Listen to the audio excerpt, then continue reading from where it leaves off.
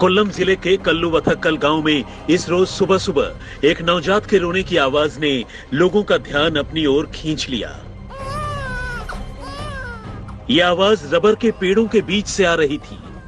दरअसल इस इलाके के लोग रबर की खेती करते हैं और गांव के अलग अलग बगीचों में रबर के ढेरों पेड़ लगे हैं। जब लोग एक मासूम की इस आवाज का पीछा करते हुए मौके पर पहुंचे तो ये देखकर हैरान रह गए कि रबर के पेड़ों के बीच पत्तियों के ढेर पर वाकई एक नवजात बच्चा लावारिस हालत में पड़ा था और लगातार रोए जा रहा था।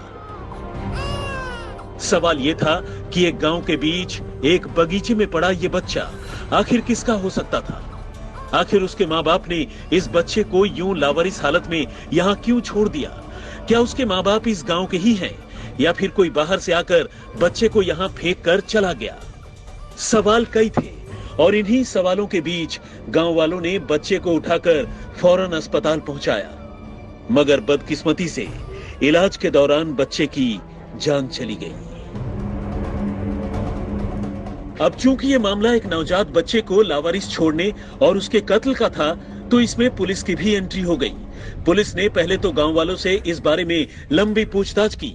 बच्चे के मिलने से लेकर उसे अस्पताल ले जाए जाने तक की पूरी कहानी सुनी, लेकिन तमाम लोगों से पूछताछ करने के बावजूद उसे इस बात का कोई क्लू नहीं मिला कि आखिर बच्चा किसका था और गांव में रबर के बगीचों के बीच कहां से आया।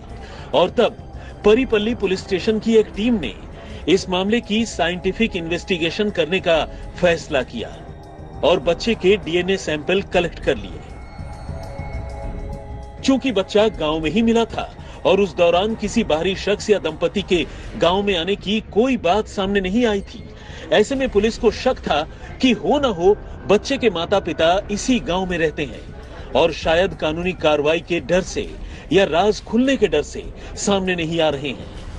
पुलिस ने इस राज का पता लगाने के लिए गांव के ही 4 ऐसे दंपतियों की पहचान की, ये बच्चा जिनका हो सकता था, और सभी के डीएनए सैंपल भी कलेक्ट किए गए। इसके बाद डीएनए रिपोर्ट का इंतजार करते हुए कई महीने गुजर गए। इसी बीच केरल में विधानसभा चुनाव भी हुए और शायद इसी आपाधापी में पुलिस भी मामले की तफ्तीश को लेकर थोड़ी ढीली पड़ गई। लेकिन जब 5 महीने बाद बच्चे और उसके 8 संभावित माता पिता की डीएनए रिपोर्ट सामने आई तो एकाएक इस मामले में नया ट्विस्ट आ गया और मामले की जांच भी अचानक से तेज हो गई। डीएनए जांच से पुलिस को बच्चे के असली माता पिता का पता चल चुका था और वो कोई और नहीं बल्कि इसी गांव की रहने वाली एक दंपति थी जिनका सैंपल पुलिस ने कलेक्ट किया था। और ये दंपति थी 22 साल की रेशमा और उसका 26 साल का पति विष्णु। अब पुलिस ने रेशमा और उसके पति को पूछताछ के लिए बुलाया। शुरू में तो दोनों ने ही बच्चे को अपना मानने से इनकार कर दिया, लेकिन बाद में रेशमा ने कबूल कर लिया कि यह बच्चा उसी का था। बल्कि रेशमा ने तो यहाँ तक बताया कि उसने अपने प्रेग्नेंट होने की बात भी अपने पति और ससुराल वालों से अब तक छिपाए रखी थी और इसीलिए किसी को पता भी नहीं चला कि यह बच्चा उनके परिवार का है। लेकिन फिर सबसे बड़ा सवाल यही था कि आखिर रेशमा ने अपनी प्रेगनेंसी की बात अपने ही पति और घरवालों से क्यों छिपाई। और उससे भी बड़ा सवाल यह था कि बच्चे को जन्म देने के फौरन बाद उसे रबर के बगीचों में पत्तों के ढेर पर क्यों फेंक दिया। और जब पुलिस ने इस मामले को लेकर रेशमा से आगे की पूछताछ की तो एक और नई कहानी उभर कर सामने आई। इस कहानी ने पुलिस वालों का भी दिमाग घुमा दिया। रेशमा ने पूछताछ में पुलिस को बताया कि वो इन दिनों अपने एक फेसबुक फ्रेंड से प्यार करने लगी थी और अपने पति को छोड़कर उसी के साथ भाग जाना चाहती थी। लेकिन चूंकि वो प्रेग्नेंट थी और इस हाल में उसका अपने प्रेमी के साथ भागना मुमकिन नहीं था, उसने अपने बच्चे के जन्मने का इंतजार किया और इसके बारे में किसी को नहीं बताया। अपने बच्चे को भी उसने बड़ी ही खामोशी से बगैर किसी की मदद के अपने घर में जन्म दिया और लोगों की नजर बचाकर 6 जनवरी को उसे जन्म के कुछ ही देर बाद रबर के बगीचे में फेंक कर चली आई ताकि उसका बच्चे से पीछा छूट जाए और वो अपने प्रेमी के साथ भाग सके। लेकिन इसके बाद मामले में ट्विस्ट आ गया और उसकी अब तक अपने प्रेमी से एक बार भी मुलाकात नहीं हो सकी। मामले की जांच कर रही पुलिस की रडार में अब एक और किरदार आ चुका था। ये किरदार था रेशमा का आशिक आनंद, जिससे रेशमा फेसबुक पर चैट किया करती थी।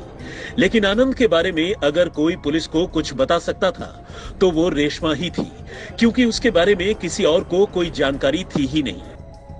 लेकिन पुलिस ये जानकर हैरान रह गई कि पिछले कई महीनों से आनंद के साथ फेसबुक पर चैट कर रही और उससे प्यार कर रही रेशमा खुद अब तक एक बार भी आनंद से नहीं मिली थी। यानी उसका ऑनलाइन आशिक अब तक खुद रेशमा के लिए भी एक छलावे से कम नहीं था। पुलिस ने रेशमा से आनंद के बारे में जब और पूछताछ की तो उसने बताया कि उसने इसी बीच 2 बार आनंद से मुलाकात करने की कोशिश की। आनंद ने उसे मिलने के लिए वक्त भी दिया, लेकिन एक बार तो आनंद ने खुद ही किसी वजह से यह मुलाकात टाल दी और दूसरी बार उसे आनंद से मिलने जाते हुए खुद उसके पति ने देख लिया और उसे रास्ते से ही घर लेकर आ गया। कुल मिलाकर आनंद रेशमा के लिए भी एक राज था और पुलिस के लिए भी एक राज बन चुका था। पुलिस ने लंबी पूछताछ के बाद रेशमा को गिरफ्तार कर लिया। उस पर अपने ही नवजात बच्चे के कत्ल का इल्जाम था, जिसे उसने रबर के बगीचे के बीच मरने के लिए छोड़ दिया था। लेकिन उसके आशिक आनंद का राज खुलना अभी बाकी था। पुलिस ने रेशमा के मोबाइल फोन की जांच शुरू की। रेशमा के साथ साथ आनंद के फेसबुक आईडी को भी खंगालना शुरू किया। छानबीन में पुलिस को आनंद के कई फेसबुक आईडीज का और एक मोबाइल नंबर का पता चला, जिससे आनंद रेशमा के साथ फेसबुक पर चैट किया करता था। लेकिन जब पुलिस ने इस मोबाइल की डिटेल निकाली तो मामला घूमकर 360 डिग्री पर पहुंच गया, क्योंकि यह फोन नंबर किसी दूर दराज के या गांव के बाहर का नहीं, बल्कि खुद रेशमा के घर वालों का ही निकला। ये नंबर रेशमा की जेठानी आर्या का था और रेशमा के साथ आनंद बनकर चैट करने वाली भी कोई और नहीं बल्कि उसकी जेठानी आर्या और उसकी एक भांजी ग्रीष्मा थी, जो सिर्फ मजाक मजाक में इतने दिनों से रेशमा के साथ उसका बॉयफ्रेंड बनकर चैट कर रही थी।